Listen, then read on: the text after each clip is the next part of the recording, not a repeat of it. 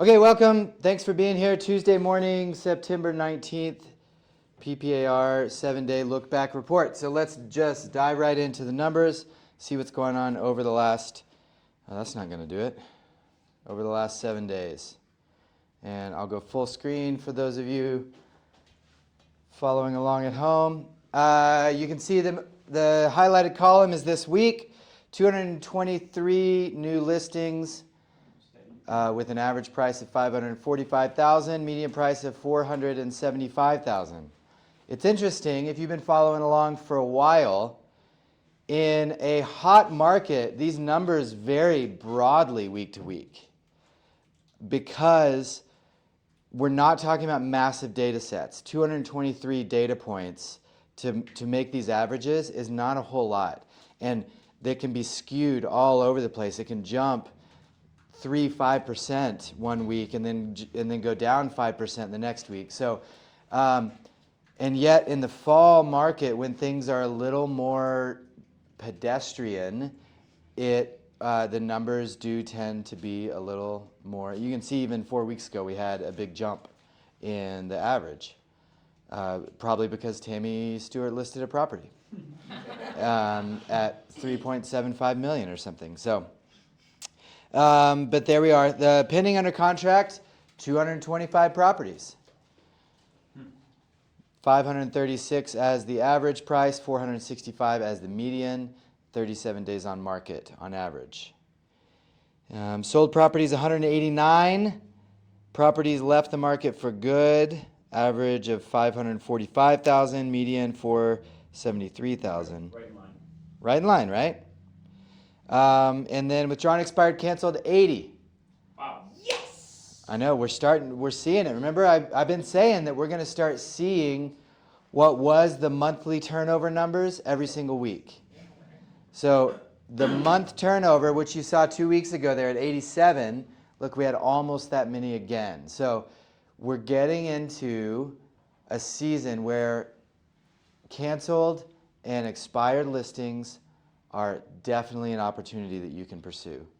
Definitely an opportunity that you can pursue. When you look at total active, I'm going to go back to where I can see the people on the Zoom. Total active on the market, we have 2,063. That number keeps climbing a little keeps bit. climbing, 25 a week, right? On average is what we've been seeing there. And we're up 104 in the last 4 weeks, so right at 26 as the average per week. At some point, that number will start going down.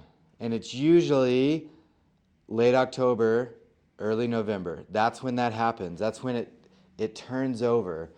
And so it'll be interesting to see the week over week change start to shrink to where we're only going up by 4 or 6 a week, and then it'll start going down again. Yeah. Is that due to simply seasonality? People take their homes off the market. They don't want to be listed during the holidays. That's exactly right. And then we really won't see them come back until February and March. And we've inventory goes up from late February, early March until October, and then it comes down from October to late February, early March. And that's just, I mean, we've seen that. Daniel and I have been in the business about the same amount of time. We've seen that almost every year, with a couple of COVID exceptions. That's exactly what happens in the market. And how much it goes up in the spring varies. How much it pulls back in the fall varies. But it's the same seasonal cycle of inventory that coming up and down. So I'm presenting this a little differently than I have been, because I want to make you think about it instead of just tell you what is happening. I want to engage your brains into these data sets so that you can interpret them at a deeper level. So we have a 49-week average that you see there. That follows the data set that we've been pulling since the second week of October last year. So we are getting close to that 52-week mark. I know. And I was talking with Jonathan Dickey in Vail this last week at Rocky Mountain Summit, and we're going to shake some things up a little bit when we get to that 52-week mark. And we're going to start, I'm going to pull in a 6-month average. I'm going to cap the long average at 52 weeks. So we will have a 52-week. Going beyond that doesn't do us any good, right? 52 weeks, you get the full year view of what's happening, and it'll be a 52-week rolling. So every week it'll be updated. 1 week will drop off, a new week will come in. It'll be the last 52 weeks. And then we're going to stand up a 6-month average. So we'll have a 12-month, a 6-month, a 1 month, and a 1 week. And we'll be able to, I mean, the stuff that we're going to be able to do with this data set is pretty fun. Okay, so we've got the long average, 49 weeks, and we have the 4-week weighted average. Who remembers what the weighted is? I don't. Perfect. I love explaining things. Ethan, mustache man, do you remember what the weighted, the 4-week weighted, do you remember what weighted means? No. He's shaking No, I'm sorry, I don't, but. He's shaking that mustache.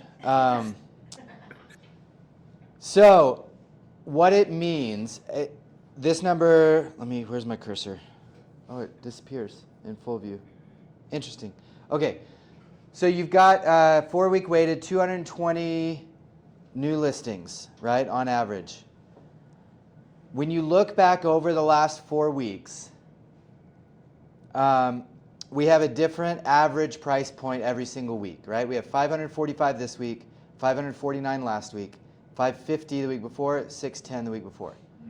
So what the weighted average does, it takes the data points of that week, how many number of new listings there were that week, and it weights the price by that many data points. So for example, this 549,000 is considered 232 times, where this 610,000 is only considered 221 times. So it's not divided by 4, it's divided by the total number of It's divided by the total number of transactions that week. So the 522307 is basically the 900-ish listings that are going back last four weeks of us taking that data set.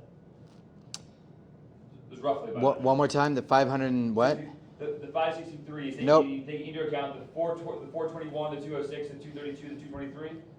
No. Or just the, So it's taking 610,000 221 times, and then it's taking 550,000 206 times, 549,000 232 times, and 545,000 223 times, and then it's dividing by the total number of listings on each one. So it's weighting each week based on how many data points there and are. what's the advantage and purpose of doing that? It gives you a slightly more accurate representation of the market in that average. It may only be by like $1,000. So Okay.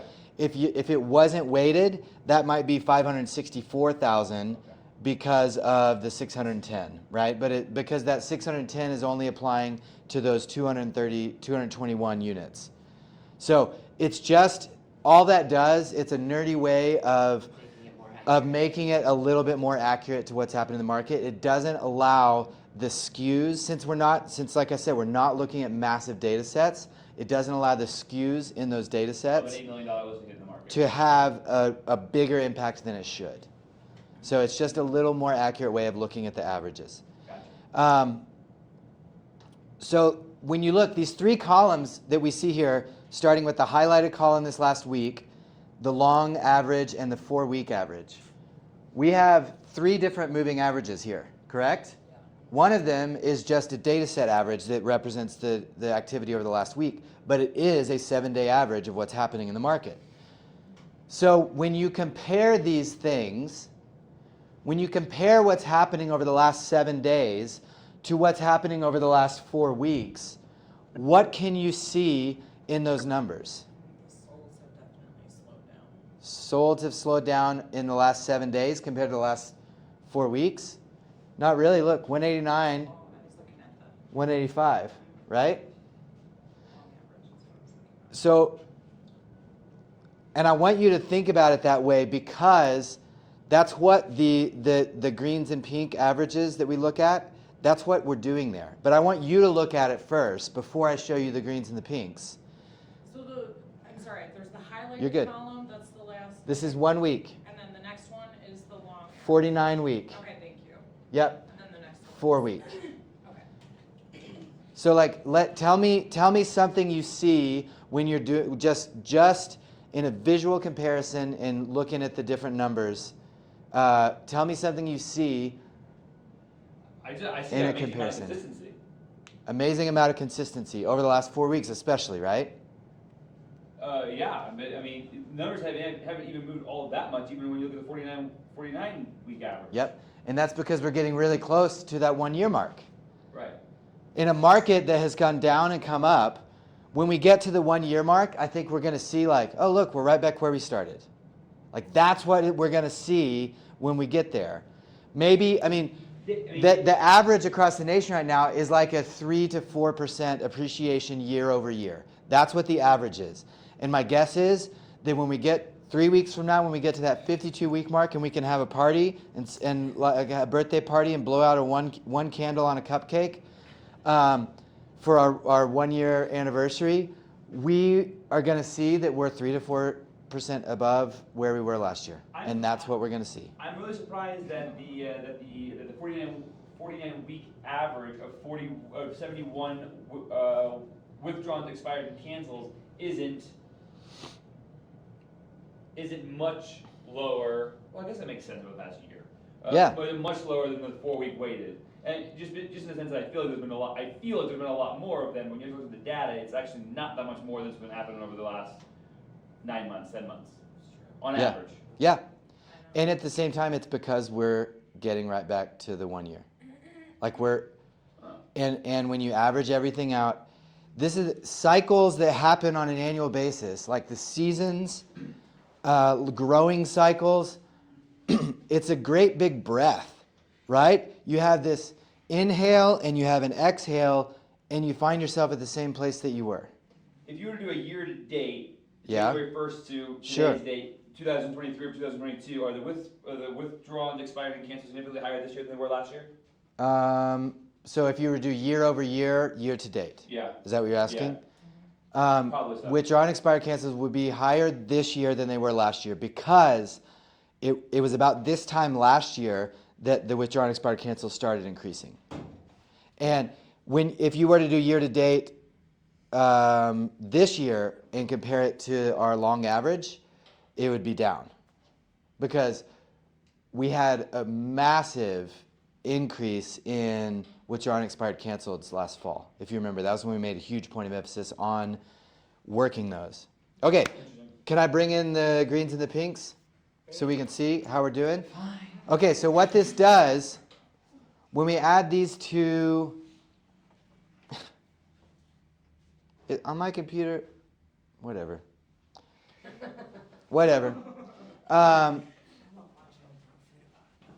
So you've got the 4 week versus the long, and you've got the 1 week versus the 4 week. So you're comparing these two columns in this one, and you're comparing these two columns in this one, right? That's the same thing that I was asking you to do in your mind.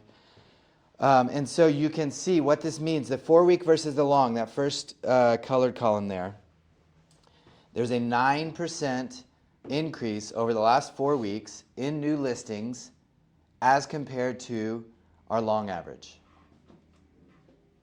That is a real data set analysis that you can go to your buyers and you can say, Mr. Buyer, there's some good news in the market. I know that we all need to hear the good news right now.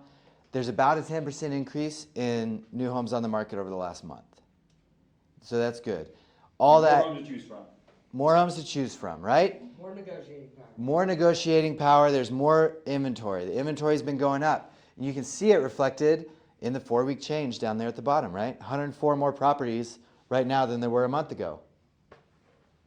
And that doesn't necessarily represent that that's gone up by 10% in the last month, but there are 10% more homes on the market over the last month than there have been over the last year, which is absolutely true.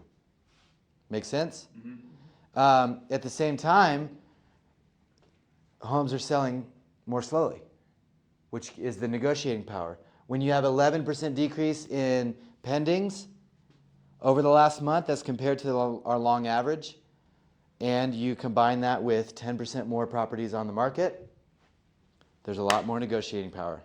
Is that true? Are we seeing that? Are you feeling that in your business? Yes. Yeah. Right. Okay, sold properties. 5% more properties sold in the last month than over the last year, on average.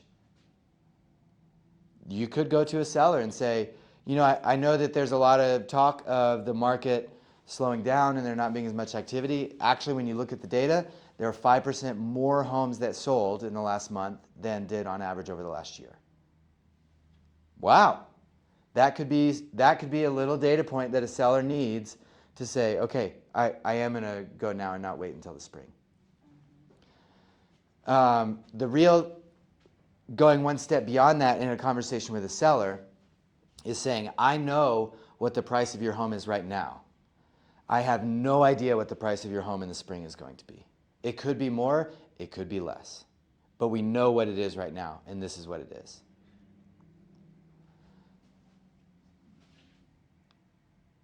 Average days on market over the last 4 weeks, look at that, 20% down as compared to the last. That was the biggest difference before we put the pinks and greens up. I noticed that was the biggest disparity in numbers was the average days on market.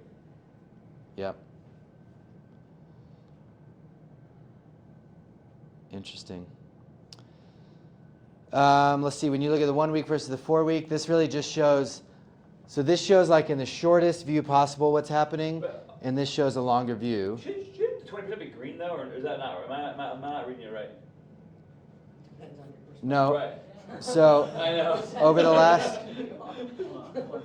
as a market indicator, yes. Right. It shows a strong, an accelerating market, more demand, right? But just in a numbers comparison, it's a negative number.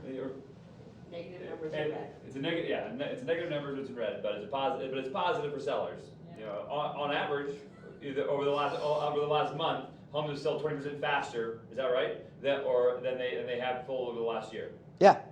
Over the last month, homes have sold over the last month. Yeah. for 20% faster.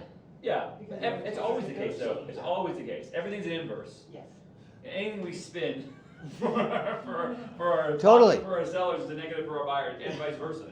Yes, so we have to know the positives of both sides. Exactly right. Exactly right. Buyers, you No. gotta hurry up. Sellers, there's more demand.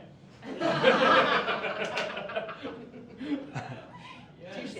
See, but that's what's amazing about having the data and knowing it is that absolutely, you know, on these calls, we've often tried to end these calls with what's the talking point that you can take to your buyers, what's the talking point you can take to your sellers, and you can find it in here. It doesn't matter. It doesn't matter if the talking point is this incredible truth that is going to turn into thousands or hundreds of thousands of more dollars for either one of those people. It doesn't matter. What matters is that it demonstrates your expertise to your client. And they're not going to get this from anyone else. They're not going to find this anywhere else. Because we made it up. Because we're the only ones that are doing this. We sucked it out of the numbers, and we tell a story. That's what Right. it is. And it demonstrates. But I think that this is. I I mean, can understand it. and we can go through any single Like, one I'm of these really numbers. understanding it this time. Good. Yeah. We can Doing go it- through any one of these numbers, and we can spin a story. What'd you say? We can go through any one of these stories and spin two stories. You can And most you of the can- time. Most of the time. I mean, A couple weeks ago, when we were having this conversation, we were having a hard time finding a story to take to the seller. This number right here was different. I think it was after this week. Okay. This number was not. It was hard to go to a seller and be like, yeah, here's the good news. There is no good news. Yeah. Yeah, but I could even take. Hey, we have more inventory now, and I think seller, you. I don't know what the future's going to hold. I don't have that crystal ball. But if interest rates remain high, and we continue to add inventory, the only thing that has kept prices high so far has been our low inventory. But if we start adding more inventory, Yeah. I would tend to lean to say that your home won't be as valuable next spring as it is this fall. Yeah. I can tell that story. I can tell the seller that based on higher inventory. And I can also tell the buyer, you know, there's more inventory. You have more choices. And so I think you Right. can spin the story both ways. 100%. No, that is absolutely true. The real thing, though, is continuing to be able to demonstrate your expertise to your clients. And whether you have a client that is wanting to buy or sell right now, or that is saying, I'm just paying attention and I'm not really interested in jumping in right now, you can demonstrate your expertise in such a way that when that person is ready to go, they would never look anywhere else, because you give them consistently accurate, relevant information to them. And that's the goal. That is what being a real estate expert is, being able to, at any moment, step into a conversation and give someone relevant information to them that's accurate. And it doesn't happen on your timeline. It happens on their timeline, which means you have to always be ready. When you're at that backyard barbecue and somebody brings up real estate, you have to be able to say, you know, it's interesting, I was looking at the data this last week, and actually that 20%, homes have been on the market 20% less over the last month. On average, which is crazy. It's not what you hear in the media, but it's a different. And not only that, 5% more homes sold over the past 4 weeks than over the past year. Yeah, and so for someone to say that the market is completely frozen up, it's just not true. The demand is still very high, and homes are selling. Absolutely. In total, we don't have a total sold number on here. Total sold? Or total sold, total volume, as far as like how many fewer units have sold this year over last year or something. We don't have that really. No, this isn't year over year. Not yet. No. No, but I mean, we sort of kind of do. To say that last month we had 185 homes I mean, this sell, is but the over data the last set. year, about 176 have sold per month. Let's go back. So look, October 11th is when this started, right? We had 174. You know, it gets down to 100. There's Thanksgiving right there, 95.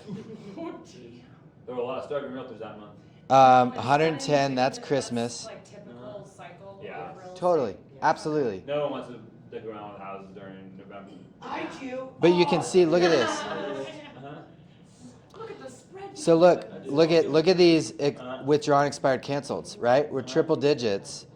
In the 80s, Wow, triple 143. digits. Oh yeah, that makes sense. And then 213. You remember that was the year turnover. That was the big one that we trained up for all December. Yep. But you can see in the winter here, look at this.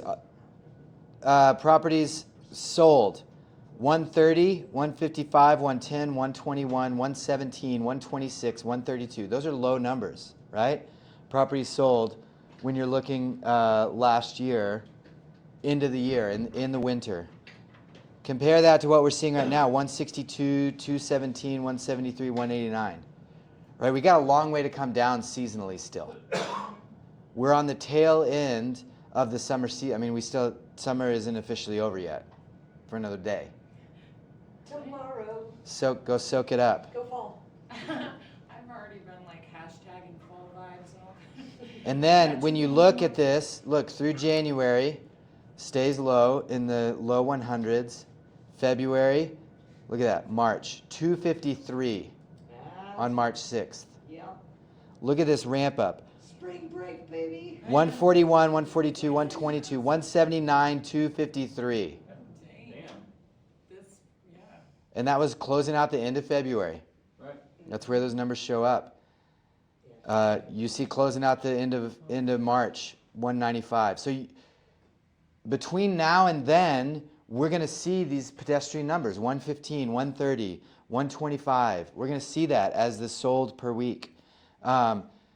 Properties are just not going to be moving that much. And we weren't watching the inventory total active El Paso County until late March. So like that's a delayed trend that we're going to have to see. But you do see like that's the 1244, I think was the highest number that we saw. And then you got negative numbers week over week change for the most part. Or no, look, 1265, 1293, 15. Oh, Wait, no, never mind. I see what happens. Started That was the, increasing. these were the bottom numbers, yeah. So 1165 was our bottom number. And then, now we're sitting at 2063.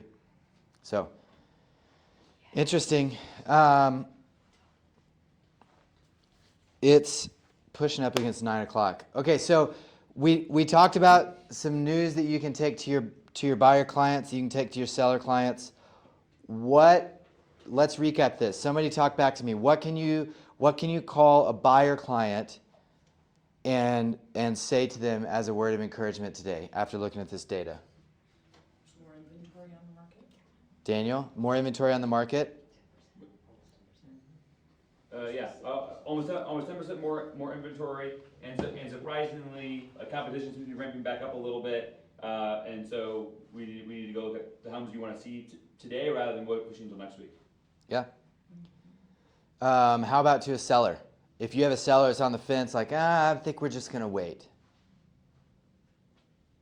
We're seeing that the houses are selling faster, they're, Spending less time on the market. the faster Yep. turnover on the market, even though the interest rates are high, we still see a lot of activity with the buyers. Yep.